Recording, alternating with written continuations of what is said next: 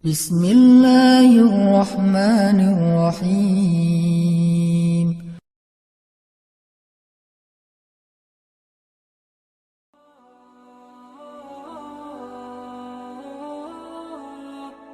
A'udzu billahi minasy syaithanir rajim. Bismillahirrahmanirrahim. فقلت استغفروا ربكم إنه كان غفارا يرسل السماء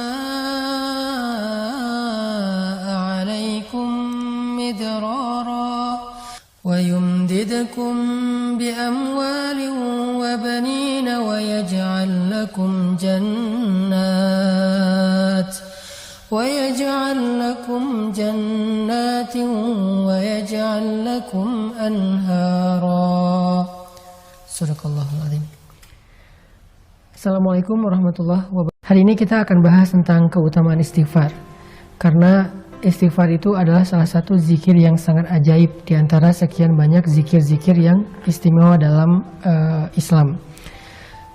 Bahkan kalau kita baca sejarah, Allah selalu mengganti satu ujian atau satu musibah dengan kebaikan itu karena istighfar.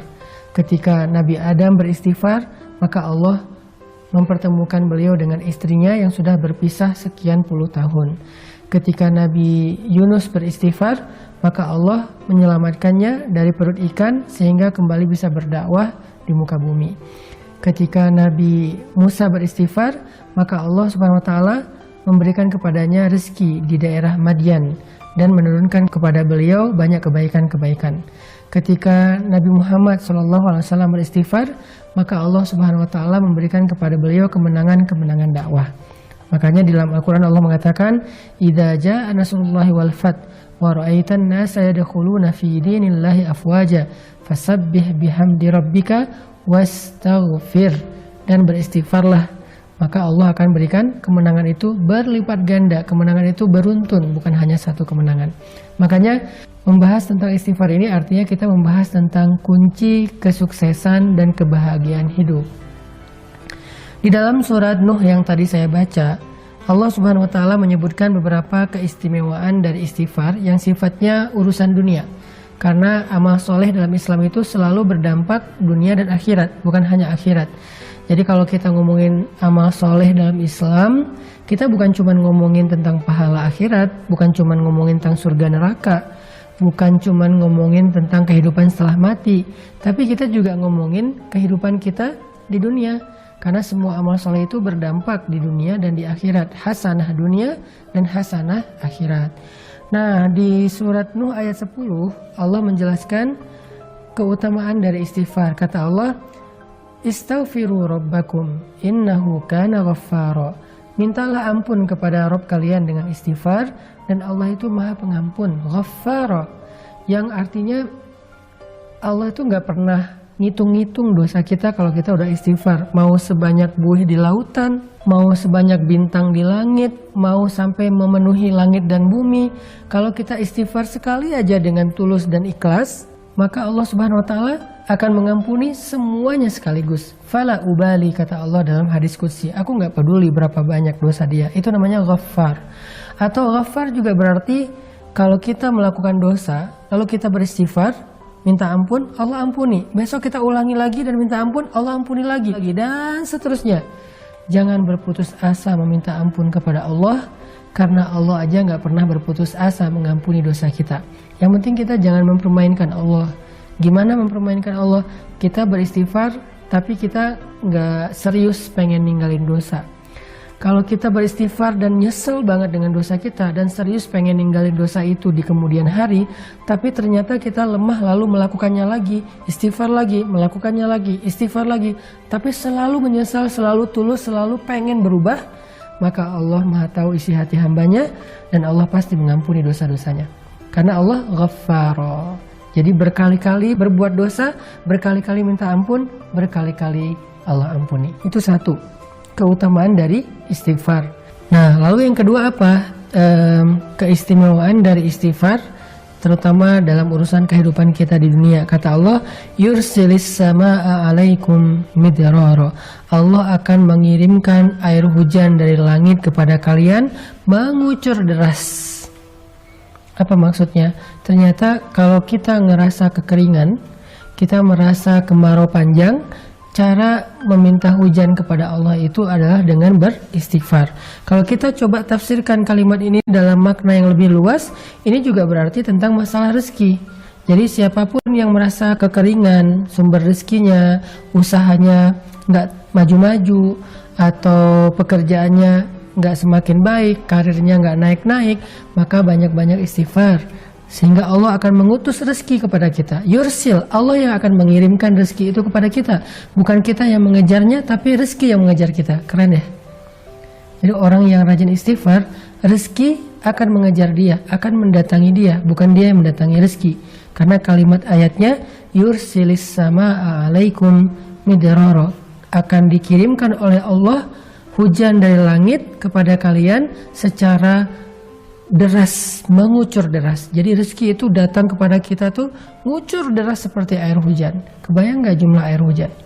Bukan setetes dua tetes, ngucur deras sampai bahkan kadang-kadang saking derasnya dan nggak ketampung banjir di mana-mana. Seperti itulah rezeki yang akan datang kepada orang yang rajin istighfar. Bukan dicari, tapi dia yang mencari. Terus apalagi? Wa yumdidukum bi amwalin. Lalu Allah akan madad itu menjulurkan, madad itu memberikan. Allah akan menjadikan harta kalian itu turun-temurun. Kalau bahasa kita, wa yumdidukum bi amwal, Allah akan berikan kepada kalian harta, tapi dengan bahasa bukan wa yurzukum, tapi yumdidukum. Allah akan berikan harta kalian itu bisa bermanfaat dalam waktu yang lama, dalam waktu yang panjang. Artinya kayak 7 turunan kalau bahasa yang sering kita dengar ya. Ternyata orang yang rajin istighfar, hartanya akan bermanfaat sampai 7 turunan, sampai anak-anak cucunya. Dan dia akan bisa menikmati harta itu dalam waktu yang lama. Ada orang yang dikasih harta sebentar, habis, kemudian dia akan lapar dalam waktu yang lama. Tapi orang yang rajin istighfar, gak kayak gitu. Allah yang akan mendatangkan, Allah yang akan menghantarkan. Atau juga bisa ditafsirkan kata ulama, yumdidukum itu Allah sendiri dengan tangannya mengantarkan harta itu ke rumah kita.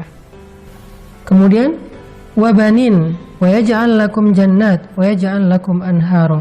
Allah akan berikan keturunan. Nah, ini buat yang masih jomblo nih. Karena ngomongin keturunan juga berarti ngomongin pasangan, satu paket ya. Yang masih gersang jodohnya, gak ketahuan di mana, atau selalu ngelihat orang lain akad nikah, selalu hadir di acara temennya yang wedding, tapi dia nggak pernah bikin acara sendiri.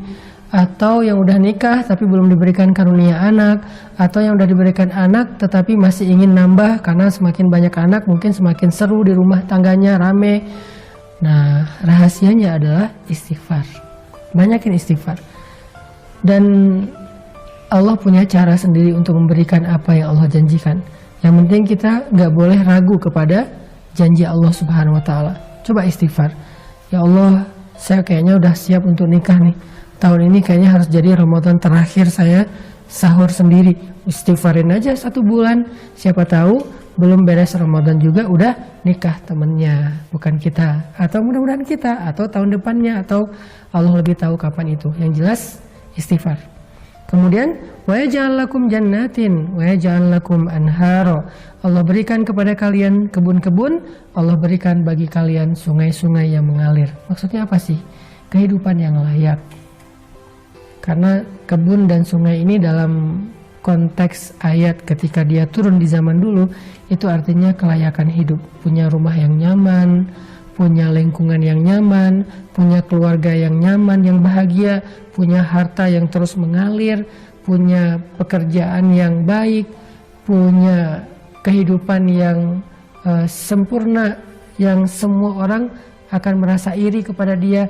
Ternyata rahasianya cuma satu dari semua kebaikan dunia ini, istighfar. Makanya Allah mengatakan fakultu astaghfiru rabbakum. Ada juga ulama yang mengatakan arti yursilis sama alaikum midrara. Allah berikan kepada kalian air hujan secara mengucur deras. Artinya Allah akan berikan kepada kalian jalan keluar atau solusi ketika kalian mengalami satu masalah. Makanya Nabi dalam sebuah hadis pernah bersabda, Siapa yang memperbanyak istighfar dan mendawamkannya, maka Allah akan jadikan dalam setiap kesempitan hidupnya jalan keluar. Dari setiap kegundahan hatinya, kesenangan atau kebahagiaan. Dan Allah akan memberikannya rezeki dari jalan yang tidak terduga-duga. Yuk kita jadiin siang dan malam Ramadan kita, siang dan malam yang penuh dengan zikir Astaghfirullahaladzim atau La ilaha illa anta subhanaka inni kuntu minaz zalimin rabbighfirli wali walidayya warhamhuma kama rabbayani shaghira. Istighfar untuk diri kita dan untuk kedua orang